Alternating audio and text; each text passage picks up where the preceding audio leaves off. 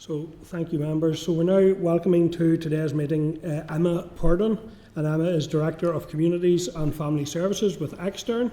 We also have Patricia Devlin. Patricia is Programme Manager in Criminal Justice Services with Extern. We have Fiona Green, who is Chief Executive of NIACRO, and Rachel Long, who's Director of Operations with NIACRO. So, to Fáiltear you're all very welcome. We're also welcoming to today's meeting Stuart Stevenson. And Stuart is the Treasury Officer of Accounts with the Department of Finance, and Dorina Chiarville, Controller and Auditor General in AIO. So, thank you all for attending today and agreeing to brief the committee today. I'm not sure which of you is going to make maybe some opening remarks, and then we'll get the members' questions, if that's okay with yourselves. Okay, I'm going to go first, if that's okay. Thank you very much, Fiona. So thank you, Chair, and to the committee for the invitation to today's session, providing NIACRO, along with our colleagues in Extern, with this opportunity to speak to you about the work we do to support the reduction of adult reoffending in Northern Ireland, and to make recommendations for future implementation in reference to this inquiry. Excuse me. You will already have our briefing forwarded to the committee, which provides general information on NIACRO and our services. But briefly, we are a voluntary organisation working since 1971 to reduce crime and its impact on people and communities.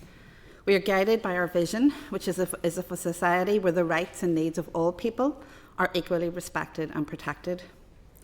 NIACRO's diverse range of services includes early intervention programmes, mentoring, employability services, finance and debt advice, and family support programmes. We help create meaningful change for over 7,000 people annually, and we facilitate over 30,000 prison visits across the prison estate each year. At NIACRO, we believe the people who have offended or remain at risk of offending should and can be provided with support services to address both personal and systemic barriers, and that when these services are properly resourced and made available at the right time, people, families and communities can be kept safer. Involvement in the criminal justice system, including imprisonment, affects the whole family. Keeping community and family ties improves the resettlement of people leaving custody, improving the conditions at release to build a life away from crime. Our services, like Family Links, referenced by the Director General at this committee session last week, our Visitor Centre service and our Family and Money Matters Advice service are available to anyone impacted by custody and are aligned to the Department of Justice's Strengthening Family Relations Strategy.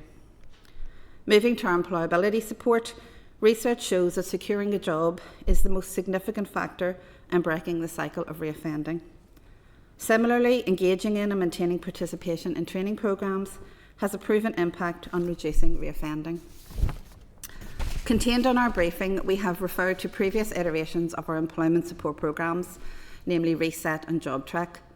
Our current programme skill set sees NIACRO staff based in the 3 prisons in Northern Ireland, as well as in each council area, providing support in basic life skills, developing a CV, applying for jobs, and providing vocational training. We also deliver a service called Disclosure, supporting individuals and businesses with advice and support on spent convictions to ensure safe and fair recruitment takes place. Another main focus of our services is providing trauma-informed mentoring support services to achieve stability with housing, health and finances. Colin Walsh, who is a lecturer at Queen's University, in a recent evaluation of one of our EPOC-funded programmes called InSync, noted the nature of the support our staff provide. This could have been issues with money, housing, benefits, or the basic things in life, access to food. In all cases, project workers walked alongside service users to help tend to these issues. Our mentoring services like APAC, Aspire, Transitions, which Amanda Stewart referred to at last week's session, and our women's-specific service called Connections, work intensively with service users to find accommodation, apply for benefits, keep appointments, and liaise with families and communities to ensure long-term further wraparound support is available to support a settled life. NIACRO are one of a number of voluntary and community organisations working within the criminal justice sphere, and we are all vital to the operation of the criminal justice system, and not least in providing support services to reduce offending and reoffending. Our role is business critical to the Department of Justice, as we leverage funding from all sources and align our own priorities to criminal justice agencies. Our staff bring expertise, skills, adaptability, a culture of partnership, and a willingness to work with people on the margins. Above all, we are trusted by the people and families we're here to support, and we never lose sight of the fact that everyone who works with us chooses to. To conclude these opening remarks, I would like to quote Shad Maruna, criminologist. Desistance is a process, not an event. The focus here is not on any particular moment of change or transformation, but rather on the maintenance of crime-free behaviour in the face of life's many obstacles and frustrations. The key to reducing reoffending is understanding that the person involved has to be at the centre of their own rehabilitation. Families, communities, policymakers, legislators, service providers and the criminal justice system can work together to assist. We welcome this opportunity to discuss their services, and we are looking forward to your questions. And I'd like to hand over to Emma now. Thank you. Thanks, Emma. Thank you, Fiona. Chair. Good afternoon, everyone. On behalf of Extern, I would like to thank the committee for inviting us to participate in the inquiry on reducing adult reoffending. If I may introduce Extern to you, we are a community and voluntary organisation commissioned by public sector bodies and government departments. Since the mid-1970s, we have grown our services portfolio to support, house and engage adults, young people, families and children. In the context of today, our criminal justice services are commissioned by Supporting People and the Northern Ireland Prison Service. Our services are delivered in partnership with our commissioners and the wider organisations within the statutory and voluntary sectors that make up the criminal justice system. Effective partnership working is essential at all stages of service delivery. Extern's criminal justice services are fully detailed in your briefing pack. They include the Prisoner Support Project, the Criminal Justice Floating Support Project, and PBNI approved premises. Extern runs the Innes Centre in Belfast, Dismas House in Belfast and the Must Hostel in Cookstown. The focus of each is on reducing adult reoffending, supporting rehabilitation, ensuring community safety and contributing to an effective justice system. Additionally, we are committed to the safeguarding of adults and children and to public protection. Through our frontline services, we witness the profound impact of offending on victims, communities, families and the individuals themselves. We continually adapt and innovate our services to meet the growing complexity of the needs and the risks that are being presented. Our services are accessible, non-judgmental, welcoming and supportive, particularly for those individuals who are facing significant barriers. Extern co-designs its services to address the societal factors that can lead to offending and reoffending. These societal factors include trauma, poor mental health, addictions and the lack of suitable accommodation. Understanding why offending behaviour occurs is critically important, and it is usually a symptom or an outworking of a previous trauma. Together with our community and voluntary partners like NIACRO, we provide targeted specialist interventions within a pro-social model, improving health and well-being, reducing offending and enhancing individuals' quality of life. Collaboration among the community and voluntary organisations working to reduce offending is facilitated within the Voluntary and Community Sector Social Enterprise Forum. That's not easy to say. That's the VCSSE. The forum is chaired by the Northern Ireland Prison Service to share best practices, address challenges, improve communication and to discuss common issues. The forum provides a space for networking and building professional relationships, highlighting each organisation's specialist focus and avoiding duplication in the provision of our services. Extern welcomes the commitment within the programme for government under Safer Communities to develop a cross-governmental strategy to reduce offending and reoffending. Tackling offending and reoffending cannot be the sole responsibility of the Department of Justice. As previously mentioned, it's the broader societal issues that contribute to offending that require a shared effort from across various departments. We believe that this commitment will lead to better outcomes and enhance the impact of all services. Service delivery providers in the community and voluntary sector face significant challenges, including budgetary constraints against increasing higher costs, lack of multi-year funding and regular cliff edges in our funding. Our sector remains key in delivering services that help reduce reoffending. We remain committed and are ready to work in partnership with all stakeholders to address these challenges through the development of the cross-departmental strategy. In closing, we highlight 3 key recommendations that the Public Accounts Committee could focus on for us. Support the Department of Justice in achieving the cross-departmental collaboration. Support multi-year funding for the voluntary and community sector, and support the implementation of community-based solutions over custodial sentences, especially for non-violent crimes to decrease reoffending rates and support rehabilitation efforts. Thank you for this opportunity to speak. We're happy for any questions.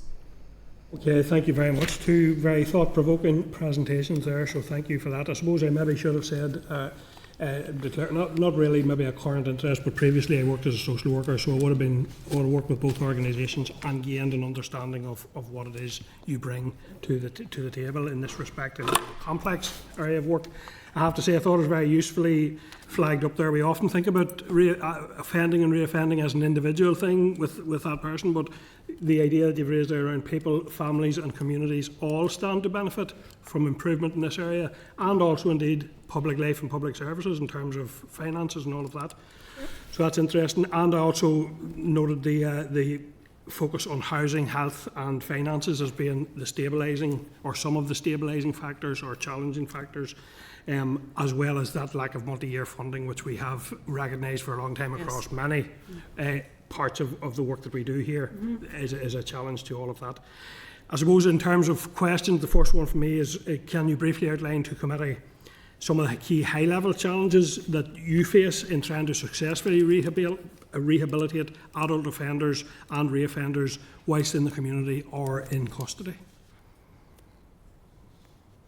Okay. Start. High-level challenges, I think we begin with the fact that there is a lack of a cross-departmental strategy and, more importantly, action plans in relation to the delivery of reoffending and rehabilitative programmes. I mean, it would be folly for me not to mention the funding and the resourcing issues that the voluntary and community sector are currently facing. And I know that Diane herself is the chairing of the all-party group for the voluntary and community sector, so is well aware of the cliff edge that Emma referred to in relation to some of the funding challenges that we have all experienced in relation to the UK Shared Prosperity Fund, for example. As I said in my opening remarks, one of the key factors for reducing reoffending is to ensure that someone has a job and sustains a job. So Niagara's response to that over years, over many decades, has been to deliver in the community and also in the prison setting employability programmes. So our current one is called ScaleSet, and it is funded currently by the UK Shared Prosperity Fund with contributions from the Prison Service and Probation, and also a private charity in Ballymena called the Gallagher Trust. So one of the challenges for us is the fact that reoffending and to reduce someone's proclivity to go on and reoffend again is a long-term challenge, both at an individual and also a society, from a society perspective. But year to year and sometimes month to month funding presents organisations, voluntary and community organisations like ourselves, with that challenge of retaining our skilled staff that I mentioned and that are really, really vital. The work that both NIACRO and Extern and others do is difficult work. It's often misunderstood, and it is challenging in itself, but it also comes with the rewards of knowing that ultimately that we're here to help people who perhaps haven't been assisted by society or by others in the past, and with just the right support and the right time, we can be there to help them and to guide them along and to walk alongside in their journey.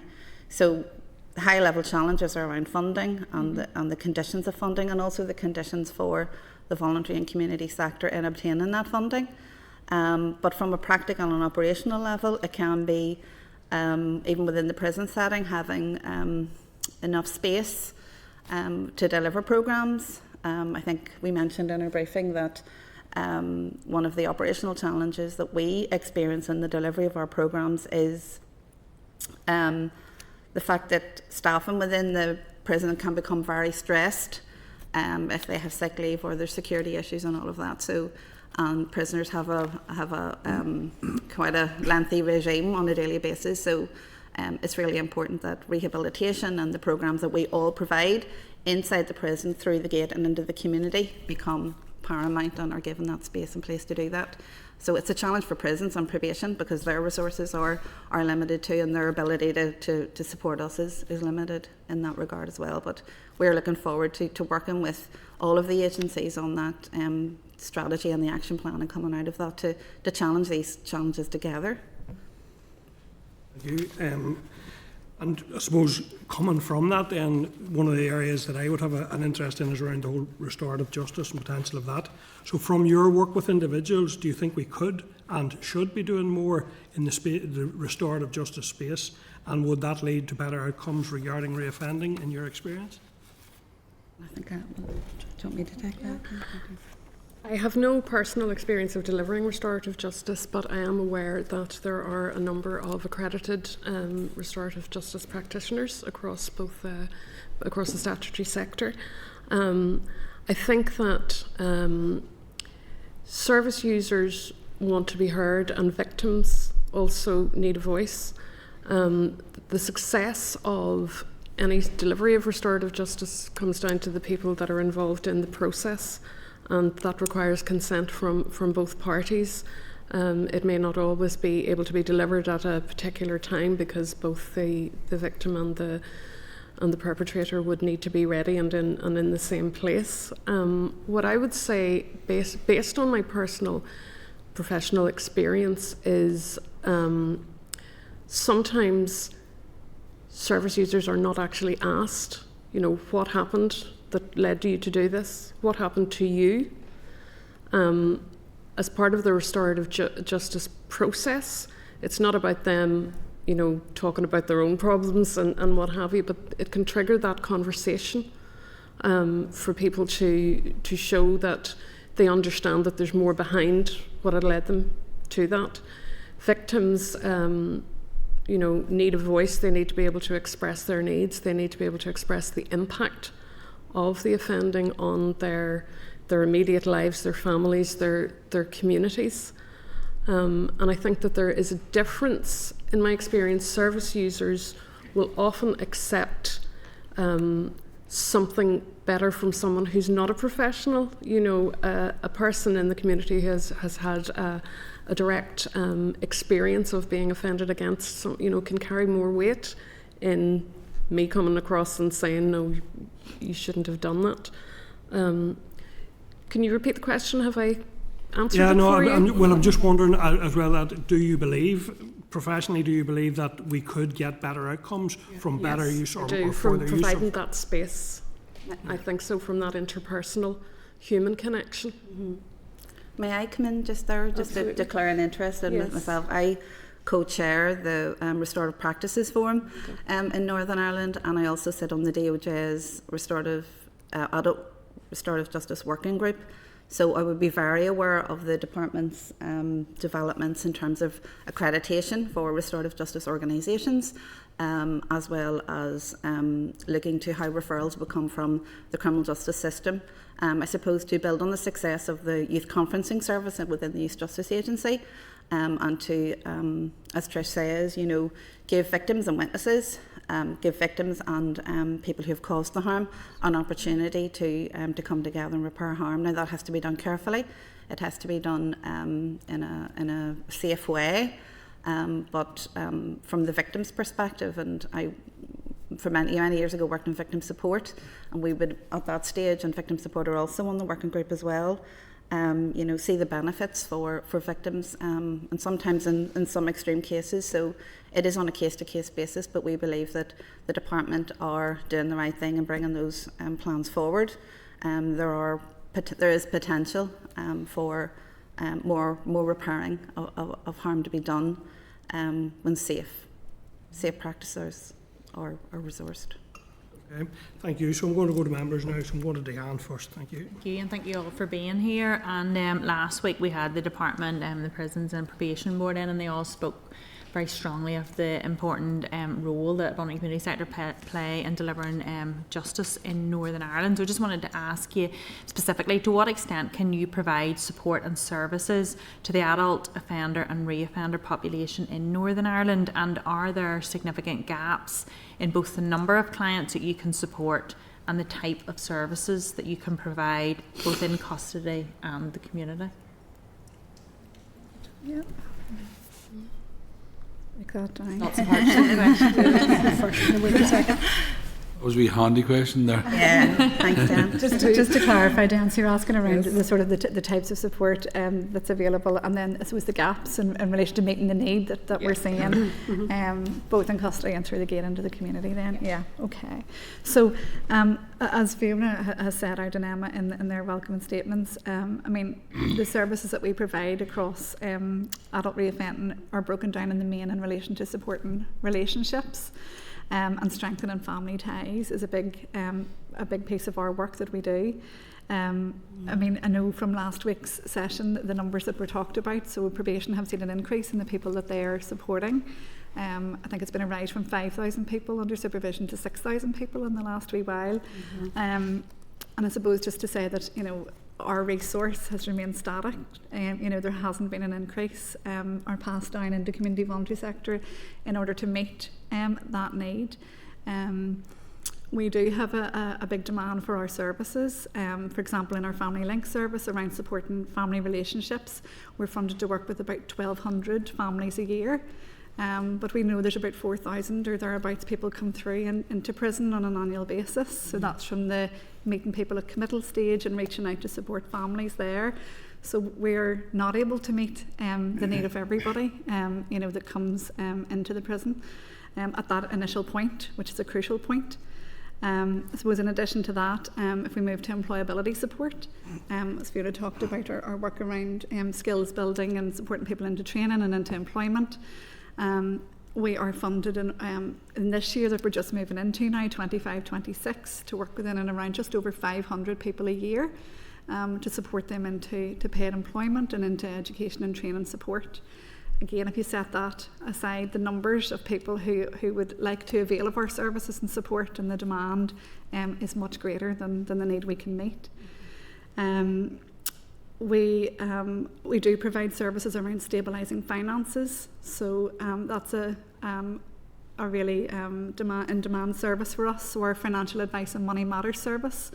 You can imagine a lot of people coming into custody, you know, and for people who are serving community sentences have debt issues, maybe have drug debts or other debts, you know, gambling debts and so on.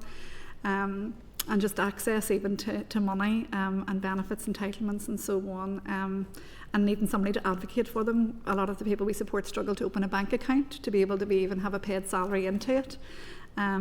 So those are some of the issues that we struggle with. Again, I'm just looking around our figures around stabilising finances. So last year we supported around 800 people there, but again, could probably double that. Our advice services then around supporting people with disclosure advice and how to safely and fairly, you know, recruit people. Again, last year we supported around 700 people with how to disclose their conviction when they're applying for work where they need to, and in order to do that in a way that you know, is within legislation and meets the requirements of Access NI as well. We have a disclosure helpline that's a busy helpline, and there's again demand on that. We have one member of staff at the moment to currently staff that helpline, and over the last wee while we've had to actually bring our own resources to fund that ourselves because we haven't had the resource to do so. So I suppose gaps-wise for us, there is a good suite of services available around mentoring support, around all of those things that I've talked about.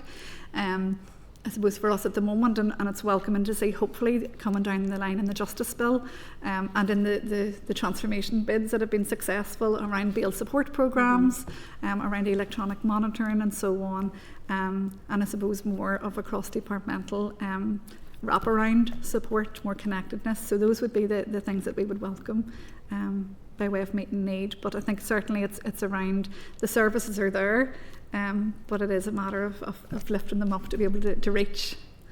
And is your funding there, where you're talking about you're funded to, 1,200 families, 500 in employability, are those numbers just set by the department in terms of what funding they have available as opposed to demand-led?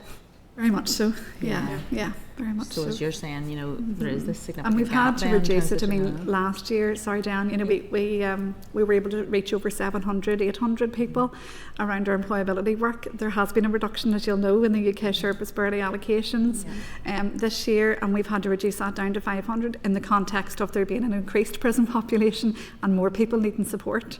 So it's a real frustration for us that we've had to do that. No, absolutely, and then the pressure on the Bantry community sector of the increased employers' national insurance contributions sort of drives that down even more. So definitely gaps. So demand's increasing, but not able to. I think that's what we're finding within Extern. If you've read our pack there, one of our new pilot schemes that just started last year was the Prisoner Support Project, and it came off the back of the audit report done in 2023. So we developed that for a 2-year pilot. And just as Rachel's saying there, even the funding for that, working very closely, co-designing it with the prison service, working with prisoners and the governors within the prison.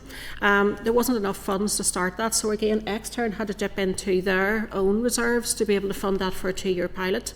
Now, the very positive results we're getting are off the back of that. It was commissioned to work with 80 prisoners within the prison and warm handover out into the community to 60. In their first year, they've worked with 118 prisoners, and out of that, 87 out of the 118 have not reoffended.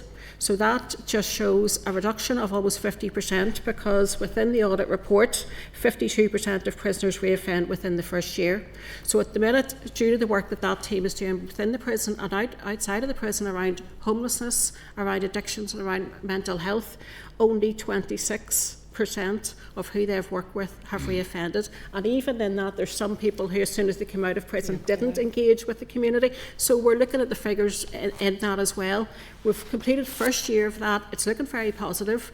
Over the next year though, it's down to us to go out and look for that funding to keep that going, because again we're going to hit a cliff edge at the end of this year. There's 8 staff employed, they're all new staff, they're all dedicated, they're working very hard to make this work, but it's up to us now, and we will be coming out to departments. I'm warning them all now that we're coming out soon, just to show that this is working. It's making a real difference. But as Rachel said there, we have waiting lists in all our projects, and even within the approved hostels, we have 91 beds in Northern Ireland for the approved hostel provision. There's a constant waiting list, and as soon as an individual comes off a probation order, they are moved out of that hostel into another hostel to clear that bed for somebody else to come in. So there's really not a free night for a bed. As soon as a bed is empty, it doesn't get cold, somebody else is straight into filling that, and that would be the same across all our projects, I would say. It's amazing outcomes, and whenever you have that demonstrable, statistic coming in the back of the audit report, it's just so important. And the department had said to us they're having this dashboard, and it should hopefully capture those types of things. And my next question is: have you been involved to date in the development of the department's refreshed offending and reoffending strategy to capture these things? And if so, do you think it's likely to represent an improved and more effective response compared to previous strategies that they've had on this? Well, I mean, if you want me to we have been at early stages of the discussion in terms of scoping out, I suppose, what's needed. I know that the department are looking to other departments for engagement and collaboration and commitment to that. You'll certainly get that from the voluntary and community sector, and I believe that, and hopefully through this committee as well, and through the findings of the Audit Office report, that we've got something really substantial to build now upon. I know we all find ourselves in very difficult times, and the Audit Office report was done on the back of COVID as well, so there was obviously particular issues in relation to the development and implementation of particular strategies for the department across the board. But from our perspective and through the forum, the Voluntary and Community Sector Forum that Emma referred to, there's a real opportunity to do something very meaningful and special, but it needs to come from a cross-departmental approach. and not just around a strategy. It has to be around action, and it has to be around specific targets within those action plans and accountability, because, you know, a fundamental value of NIACRO has been justice, and it has been accountability. So those are things that we're doing with our individual service users and families on a daily basis. So I think that needs to go the whole way through in terms of accountability. Offending isn't caused necessarily by the Department of Justice or anything within their auspices, and reoffending and reducing reoffending happens in the community. So it has to be a cross-departmental executive-wide approach. It is about keeping people safe, but it's also about giving people an opportunity for a second chance and to make a really positive contribution to their communities and their society. Yeah, glad to hear you are in there working on that with Yeah. them. Thank Yes, you, thank you, Chair. Just to say, Diane, just in relation to the important issue you raised at the start around victims' voices, the committee have, as of today, written to the Victims of Crime Commissioner to see how we can get that voice into this inquiry as well. Yes. So thank you for that. Moving on then, we'll come to David. David, go ahead, please. Okay, thanks for coming in. Last week, the department talked about recently introducing the short-term prisoner programme. I kind of appreciate it's really early in this, but can you tell us how you believe that's working in practice? Okay, so as Emma said, we've worked with 118 service users so far. Just to give you an idea of how needed this service is, and you bear in mind that we're just coming to the end of our first year. It does take time for a service to embed in. It takes time for the relevant people, either from another organisation or from the prisoners themselves, to become aware of the service and understand the remit and understand the criteria. So in the first year, we've had 336 referrals to the service. Now, when they were all screened out, 106 were appropriate. There were 38 that are waiting to get onto the programme piece. So we have 2 key workers that are based in the prison that delivers the programme piece, and then 4 social workers who support the service users who have completed the programme in the prison. So in terms of the success, some of it is based on our stats, on the outcomes that Emma had just presented about the 26% return to custody rate out of then 74% not returning. Of the 31 who didn't return to custody, 11 left the service on discharge, but had completed phase 1 of the programme. Some of them may have left the catchment area. At the moment, one of the gaps is that the community support is only delivered within the Greater Belfast area. So in terms of development, we would love to be able to develop that regionally and for it to operate out of Magilligan and also out of Highbank, where we could reach young people and women. Of the 20 who did continue with the service, 14 accessed it for short-term immediate intervention only after discharge. From a human rights perspective, it's about consent and partnership. We don't do things to people. One of the reasons why the PSP was set up was because it was going to reach the cohort of people who were being discharged from prison that were not already linked in with support or supervision from probation.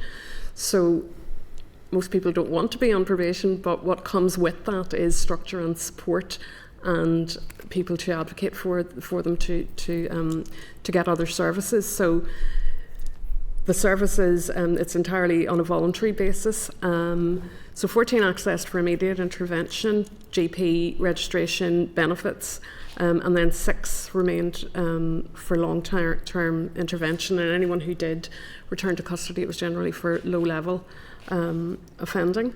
In terms of measuring outcomes, we use a model of assessment called Outcome Star. And there's one that's specifically tailored to justice. And the STAR it facilitates the service user themselves, as Fiona, I think, was saying about the service user being at the centre of the support. So they work in partnership with the key worker to identify where they are in their journey within, I think it's a total of 10 domains. Now, the domains that would be particularly focused on for the PSP project is in relation to substance misuse and mental health, because those were the 2 key areas that were identified in the co-design of the programme, where services weren't always available to people when they were coming out. So it's I'm not going to use the word restrictive, but in terms of movement on the journey, obviously you can't see the outgoings of that until they are out. So there's a baseline reading taken just before they start the therapeutic programme that we offer, which is called Let's Talk. And then there's another reading taken on the completion of that programme. The programme has 3 phases. Some people, depending on when we catch them and depending on how long they have left in their short sentence, may only have completed phase 1, or some will have completed phase 1 and 2, and then a smaller number have completed phase 3.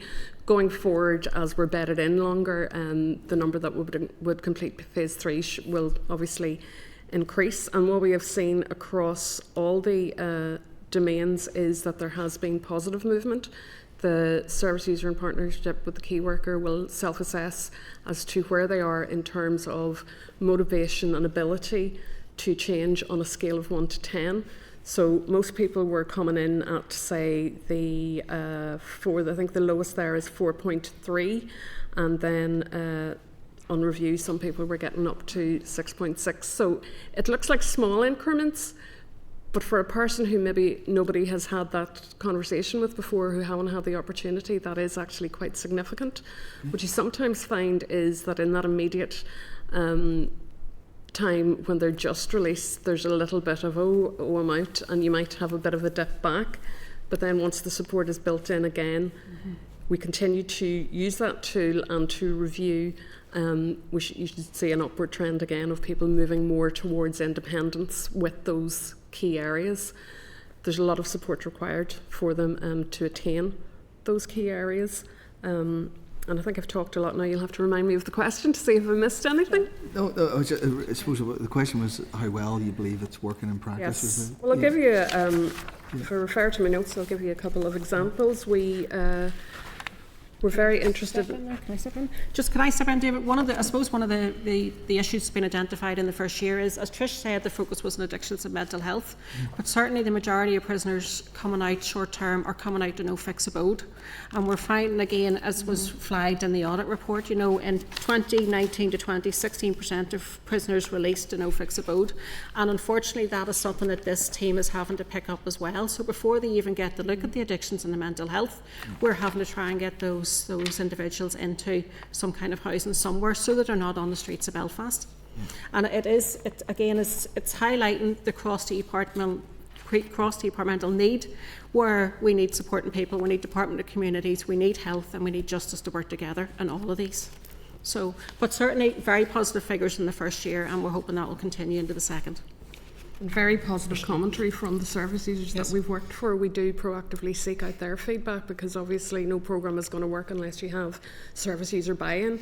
So one of the things that we have noticed is the 2 key workers are very proactive. They'll go out to the houses in the prison, they'll go on the landings, and they had to publicise the service at the start.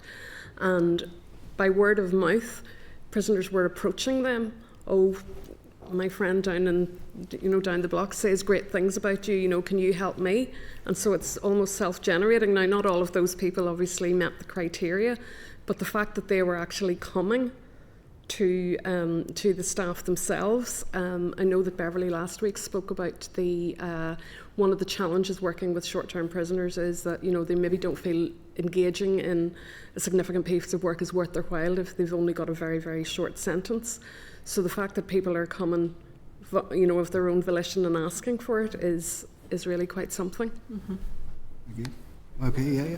So again, last week we heard about sort of the increase of complex needs of prisoners. That was one of the things that came out, and the prison service has commenced a review of prisoner the development model. Have you been involved in that review? Yes, we have indeed. Yes, so we met with the review team, with the lead, to contribute to that and to feed into it. I know in NIACRO and the same within Extern, our key prison staff are based in and alongside the PDU teams within the prisons, and are very much seen as trusted, partners working day and daily hand in hand with the PDU team. So we did feed back into the team. I mean, our view is that the PDU model itself is a good model. It's probably the right model, and it works well. The issue for us that we find is that, you know, the PDU staff here are excellent, you know, have all the expertise. They know about our services. They know when they're assessing somebody's need as to whether or not NIACRO are best placed to take that, Extern are best placed to take that. You know, Start 360 is where they need to get the support from. They have all of that information and knowledge. The issue is that they're being redeployed in order to pick up other roles within the prison service where they're absolutely needed to be in order to backfill those roles, but they're being taken away from the work that they need to do to support reoffending and rehabilitation. So, I mean, our staff have stepped in order to, over the last few months actually, help the PDU to meet a backlog of assessments and in order to help them to do their role. So we have a good understanding of what is needed. But as I say, the model itself, in our opinion, is a good model, and it is just about the prison service having the right workforce levels and numbers in order to adhere to it. Yeah. All right. Yeah. So the view. Sort of. My next question was around what are your views, if you know, within the complex needs of prisoners, how the current model, what changes needed? Is it really staff numbers? Is that what you're? It is. Is there anything you else? know, yeah. I mean, very much so. It is about the other bit is around, you know, having, as Fiona says, you know, the prison estate is an ageing prison estate. You know, and yes, there has been, you know, Davis House, you know, which is a fantastic facility, you know, recently opened, but. Even getting access, you know, for us to deliver our programmes, you know, we're really good at flexing and creating programmes to meet the needs of short-term sentence prisoners and others. But it's having somewhere to deliver those programmes within the prison estate is a real challenge. Absolutely. It's the prison staff, you know, having capacity to unlock the cells and bring somebody over to engage in our programmes. Those are the operational issues that we experience. I mean, we'll have staff ready to go to deliver programmes. We bring in external providers to deliver programmes, and sometimes they have to be cancelled at the last minute because we haven't got safe staff and numbers in order to unlock. So those are some of the barriers that we come up against. And as I say, you know, it is just about actually having the right resource levels within the prison to deliver on that. Yeah. We would agree. I mean, just picking up on that, we actually had identified that there was a need and certainly capacity to add an additional key worker into the prison, but we weren't able to do that because there literally was nowhere to put them. There's no desk. There's no desk, seats, no room. phone, no. Yeah, I mean, we have to be able to record. I mean, data was mentioned in the report as well, and the importance of us being able to evidence our outcomes and record that we've met somebody and what difference that's made. So even, you know, down to, you know, having somewhere for our staff to be able to log on to the PRISM system, to accept the referrals and to report back on what they're doing, those are difficulties that we experience as well. Yeah. So it's not the model as such you're saying that changes. It's actually the resource. Resource support and the model. environment. Yeah. Okay. No. Well, thank you. Thank you. Thank you, David. Tom? Thank you, Chair, and thank you for being with us today. From your experience in the work that you do you think there enough is being done to reduce the numbers going to prison in the first instance? By providing, for example, alternatives to short-term sentencing, improvement of bail, and information and support to reduce numbers being placed on remand? I think we would all say that we think more can be done. I know that discussion on short sentencing and potential alternatives has been ongoing for a number of years, and I do remember being at a series of workshops up here as far back as 2018 where we were talking a lot about alternatives to short sentences, and some of the things that came up during that time were the value of community hubs and actually restorative hubs was and restorative justice was very much considered to be an alternative option at that time. I know that then there, you know, through the sentencing bill, and there was consultation then in 2020 about, you know, that was brought out to community and voluntary sector to feed into that. I think that more could be done to embed these short sentence community alternatives and to you know, engage them in that at a very early stage. Resources can contribute to prevention as well as reaction to the offending, and if more resources are put into the prevention end of it, then obviously that will help. you know, people who have engaged in community disposals tend to have a more successful outcome than short sentences on their own, because they're required to engage in more therapeutic and supportive work. There might be a perception that they're a soft option. They're not, because they actually demand more of the person. And in my experience through working with people through our criminal justice floating support, and particularly through our approved premises, service users will tell you that it's easier to go back to prison. And that's actually one of the issues that arose over the Christmas period with some of the PSP service users.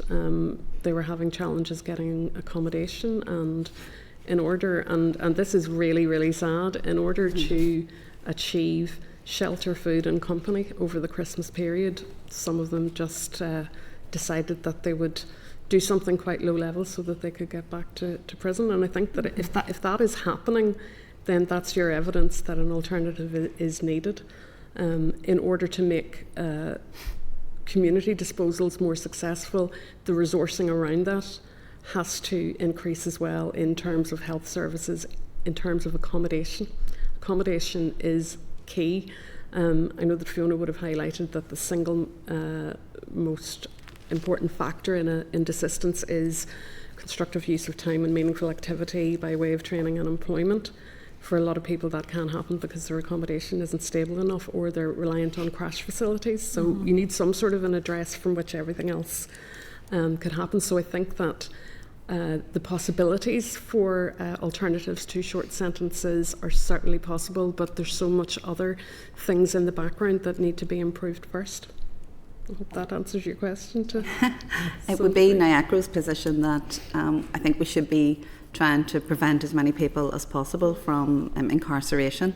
Incarceration in itself will be a big factor in reoffending. So that's not to say that justice needs to be served on the needs of victims, and their sense of justice does need to be satisfied as well.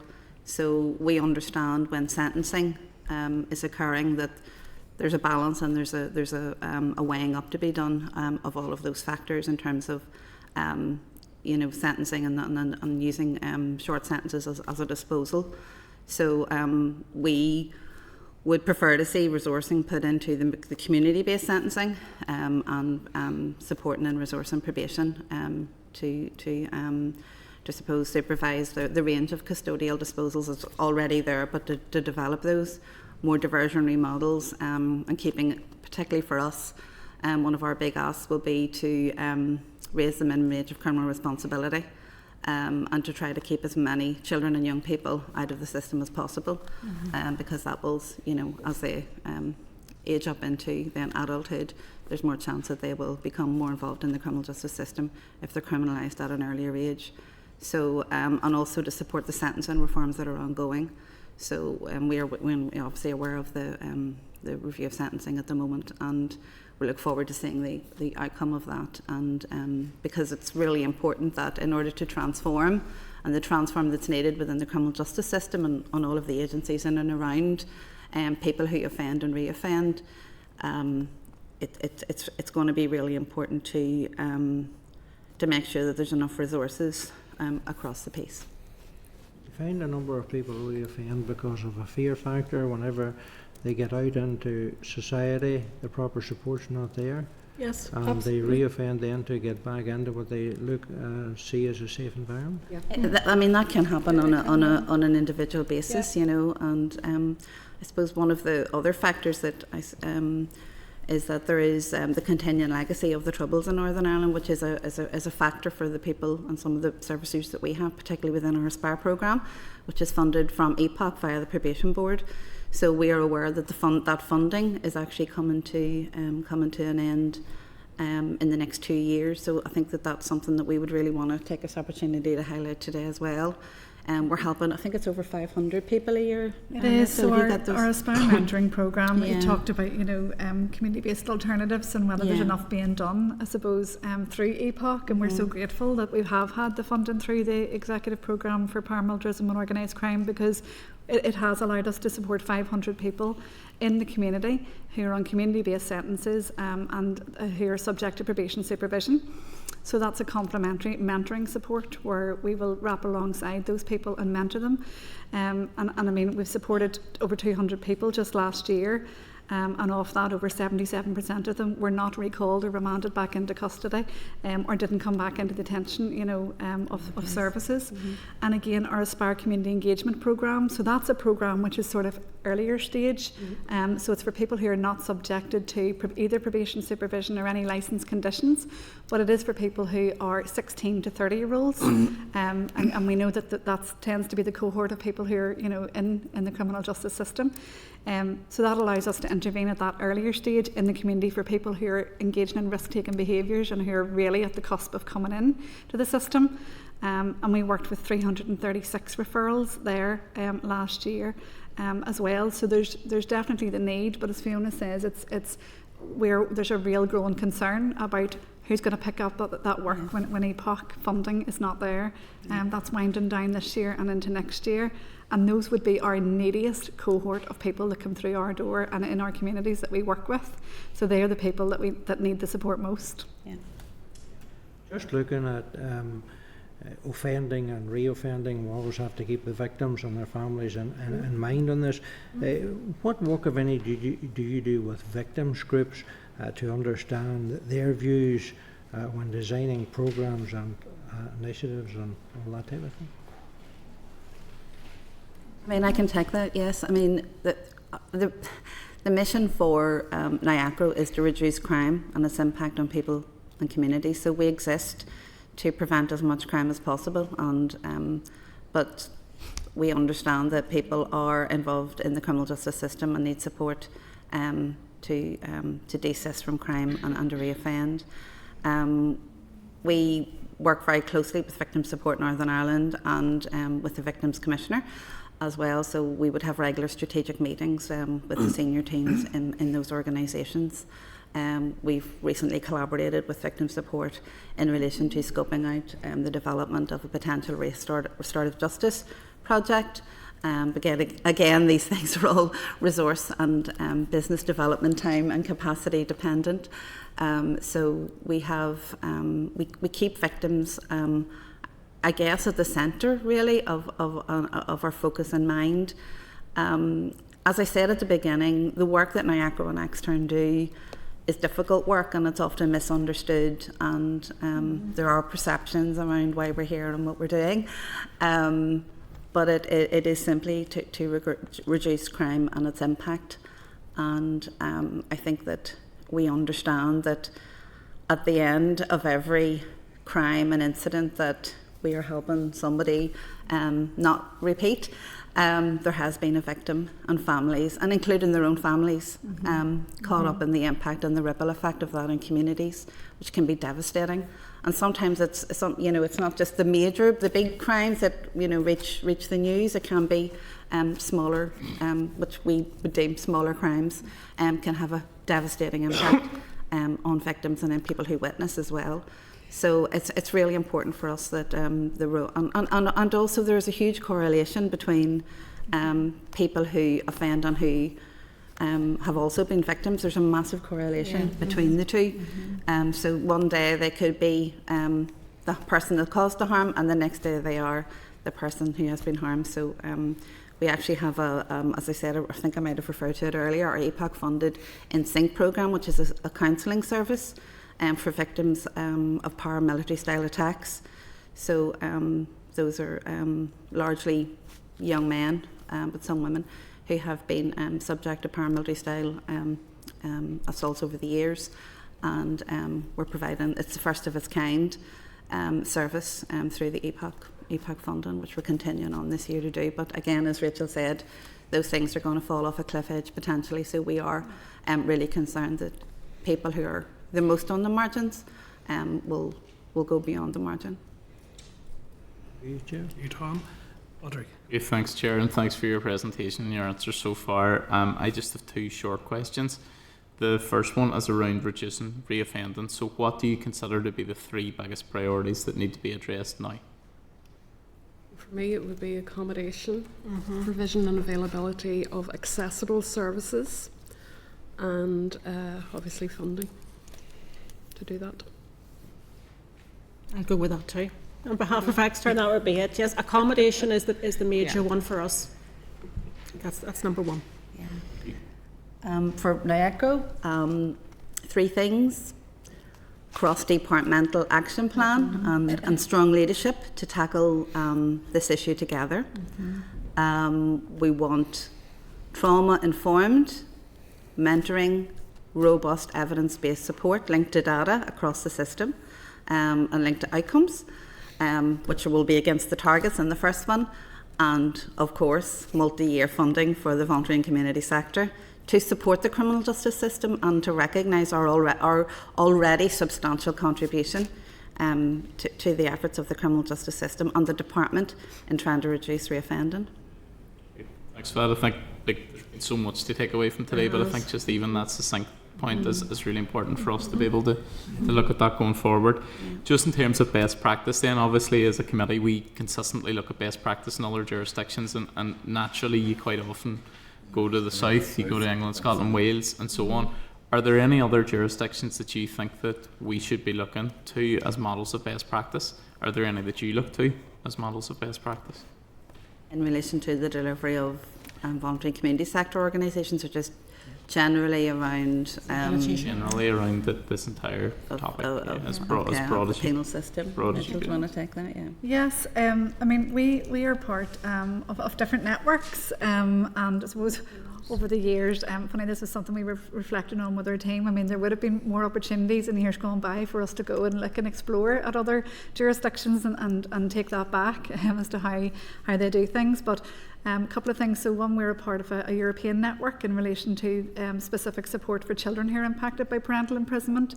And that's been really important for us, where we're able to visit prisons right across Europe and see how other organisations like our own are delivering best practice.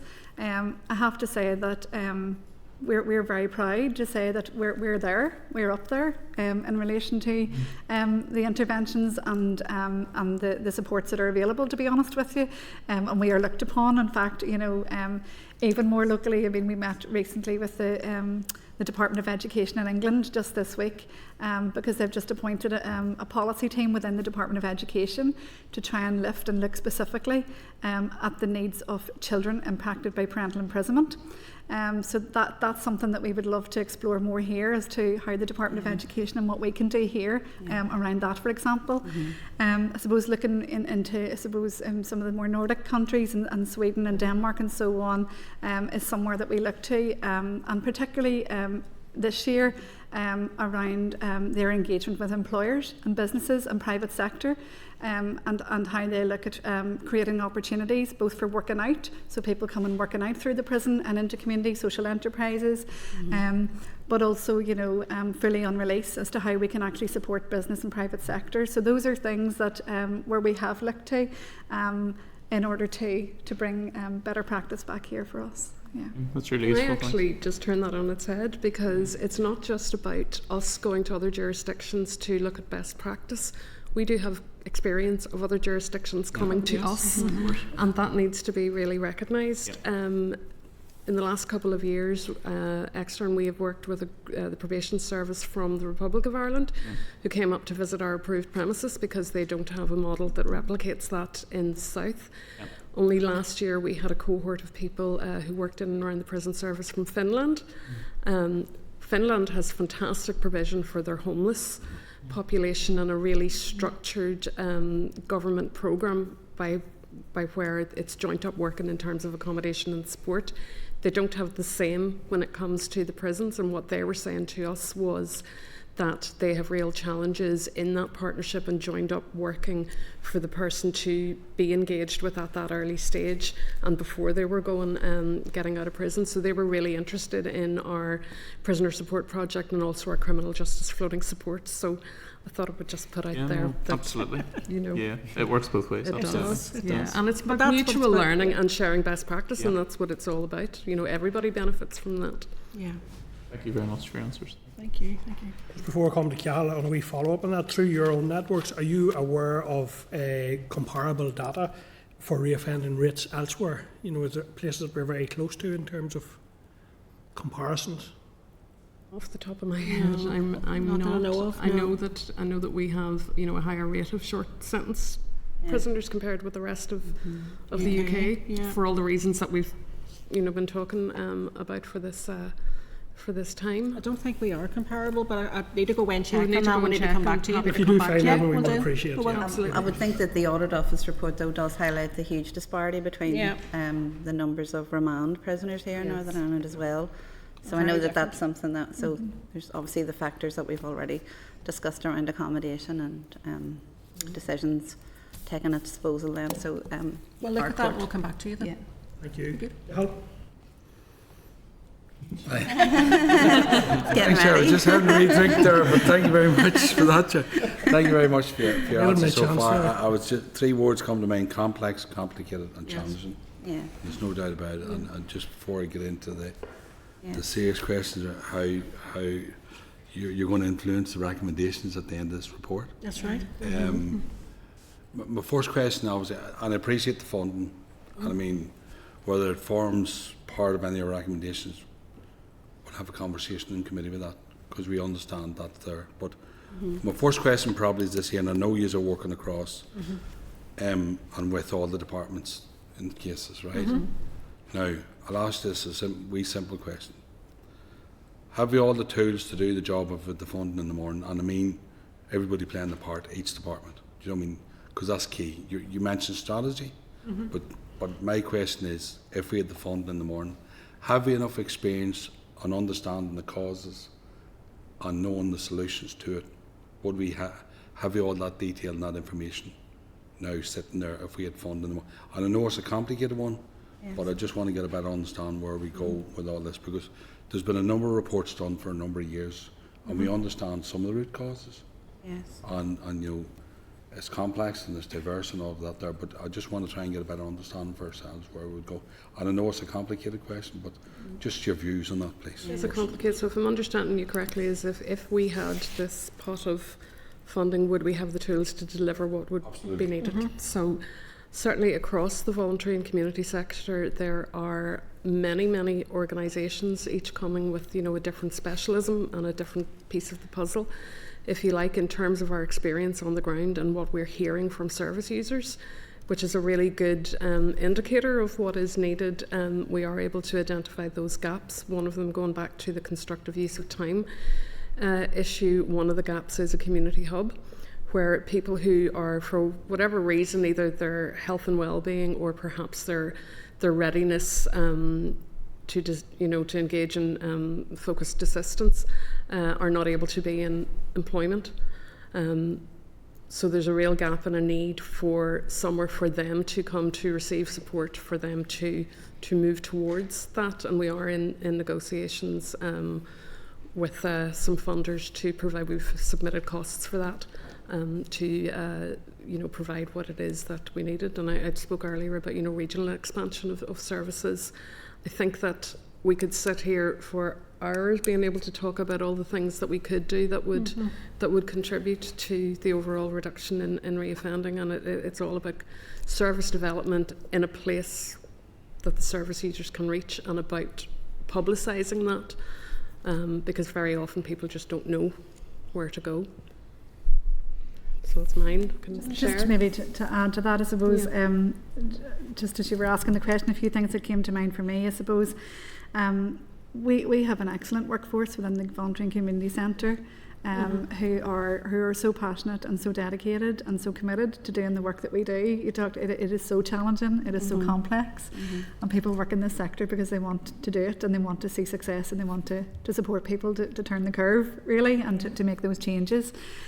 So I think we absolutely do have the workforce there to do that. Some of the things that we're readying ourselves for and that we're doing in order to maintain that expertise within the sector is that more recently we have just developed our own Centre for Development within our organisation, and we've registered with an organisation accreditation body who were previously known as Skills for Justice, or SFJ Awards. And the idea of that, I suppose, we recognise that we do receive core funding through the Department of Justice, that we're very pleased to be able to say that we've got that. And as organisations, you know, we recognise that working in this space and in this sector requires that level of expertise. So not everybody that comes to work with us are social work qualified, nor do they need to be. They need to be within probation board, you know, and within other roles. But what we're doing is we're developing, you know, along with our universities here, qualifications around how we support women, for example, within the criminal justice system, how we have gender-informed responses, making sure that our staff have the skills and expertise. When we look at, you know, our expertise as well, I suppose, and assistance theory, one of the things that tells us, and the evidence tells us, is we can have all these different models of work. And actually, it's less about the models, but it's about relationships. It's about relationship-based practice. Is what makes the difference. I'll just rephrase it wee slightly bit, because I appreciate and I understand that, and I know that already. My question probably was more along the lines of working with your partners in terms of responsibility from departments and all those other and the partners. buy-in from there. And they have to be, you know what I mean? So that forms it. My second question, then moving on, is the Justice Bill. Yeah. If there was something you wanted included in it. Okay. I mean, I'm only throwing it out there. Yeah, I mean, because I mean, if we are serious about bringing recommendations trying to address this issue, this is responsibility of this committee here.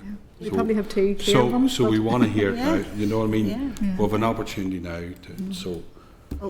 NACO are going to be appearing at the Justice Committee on the 8th of May, so we'll be back up again in a month's time. But I suppose we will be there to talk to the draft legislation as it is presented. But specifically for us, we wanted to raise two areas, one an amendment and one not an amendment, which we think should be an amendment, which is raising the age of minimum criminal responsibility. So that's an important policy ask for us, and with our colleagues in the children's sector and across our criminal justice sector, volunteering community organisations who support that initiative. And also importantly for us as well is the reform of the Rehabilitation of Offenders legislation. It's a key piece of legislation. It is decades behind the England and Wales legislation. It is well due for reform. We support the bringing forward of the reform as it stands, and we're looking forward to going to the Justice Committee to talk in detail about I suppose those systemic barriers that the existing order presents for people living with a criminal record in Northern Ireland, and not just for somebody who's had a custodial sentence or probation supervision.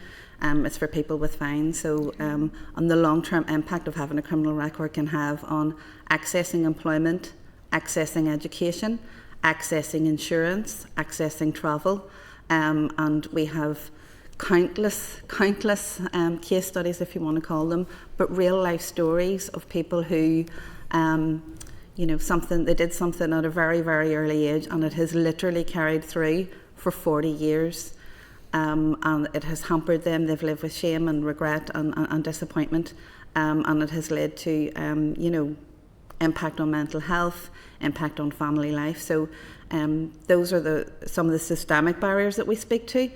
So for me, that reform of Rehabilitation of Offenders Order really, really needs to happen. And it's been a long-term campaign of NIACRO, so that was quite an easy answer from this committee. So thank you for the opportunity. Thank you very much for that. Thanks for your indulgence. The question, at present, is it a case where the funding is more geared towards solutions and addressing the problems, or is it partly mixed between addressing root causes, trying to do research?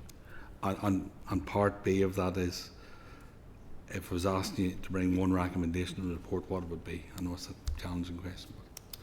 That brings to mind something that I had thought about, you know, strategy to begin with, and strategy sometimes tending to be based on a reaction to what's not there, or a reaction to, you know, to what is, and that focus more on the sort of outcome that you want before you've considered the process and what's needed to be put in place in order to achieve the outcome. Were you wanting to come in? I was there, going to Emma? say, just even with our Say it. PSP, you know, the funding that we've got from the Department of Justice there was to address the issues of substance misuse and mental health. Now, in saying that, that's relatively new funding, so I think that's a change and we're heading in the right direction along with the Department of Justice. They're listening to us, they're listening to what we're going and saying this is actually where we need to focus this money on, and it is making a big difference. And they're also being more flexible with us, and even although this is a pilot, I know they don't like calling it a pilot, but it means though we can nip and tuck it and change it as we see fit over the 2 years to hopefully get the best outcomes coming through. So Based on the evidence of what we're seeing Yeah. in the process. yeah. Yeah, I mean, just if I can finalise, just the final comment, just to answer your question, really it is about targets for all departments in relation to the action plan, in relation to the department strategy that they're going to bring forward. Very, achievable and feasible targets, with the understanding that there needs to be a commitment to invest to save in the long term. And it's not just investing for financial purposes, it's investing in the future of Northern Ireland. Can I come in again, just as a reminder there? As I said, I think in my statement there, this doesn't sit within the Department of Justice, and I think that PSP project proves that. You know, the Department of Health should be on board, the Department for Communities should be on board, but they're not, and as a result, we're funding that from our own reserves to prove that this is meeting the needs of our communities and making communities safer. So I think, as Fiona said, each department needs to sign up to a proper action plan with smart objectives, and they need to be held to account on that. And although the Department of Justice is leading out on it, we need buy-in from every department. Yeah. Thank you, Chair. Thank you. Yeah, just one quick one from me that occurs to me as a result of the evidence. So you mentioned gaps there. You talked about the Greater Belfast area, and there was other gaps identified. Cross-border, so where I represent, our community is Tyrone and Monaghan. Other parts of it will be Fermanagh and Cavan, Donegal and Derry.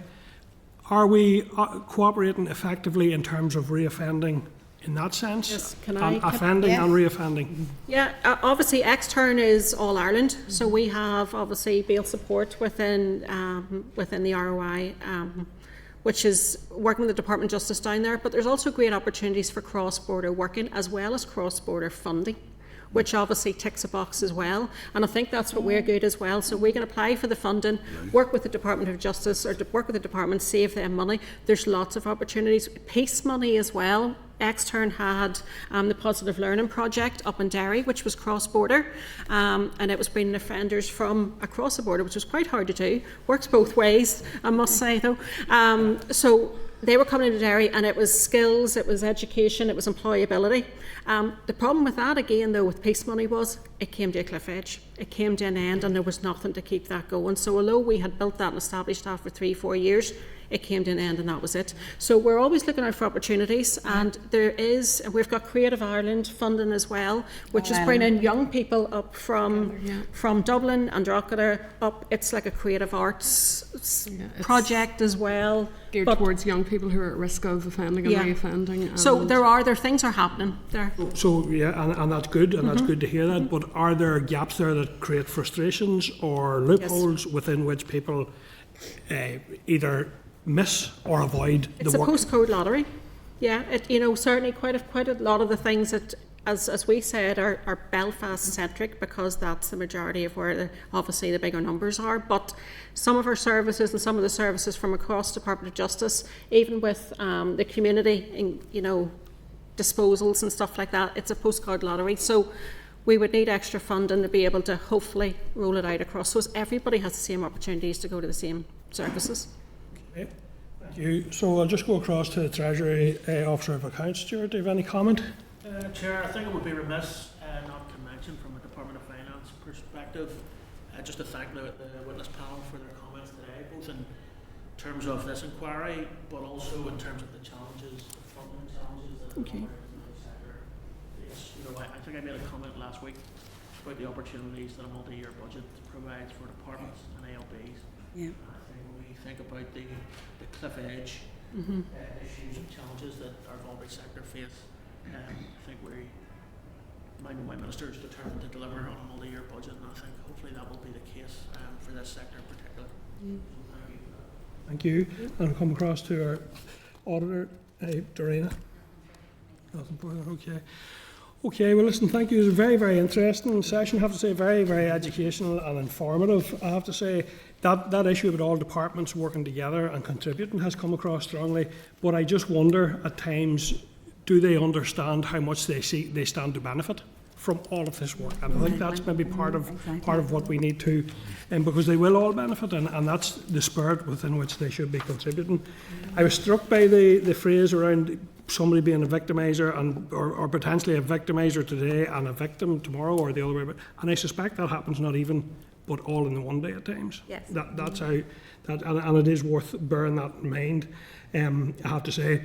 And the other thing, and I think this is the final thing, is to me, it strikes me very strongly that as finances get tight, and the fact that you get this drift away from preventative work into more management of resources, and actually it's the entirely wrong direction of travel. The more difficult things are, the more you should be focusing on the preventative type of work and the benefits that prevention can derive.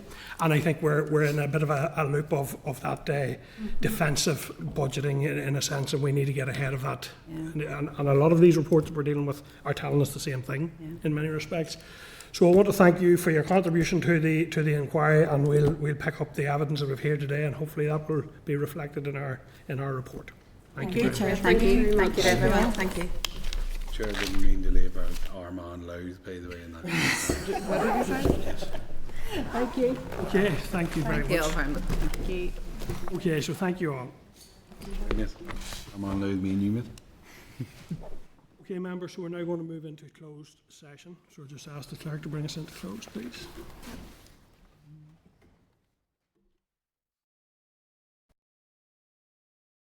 Senate Chamber. Sound.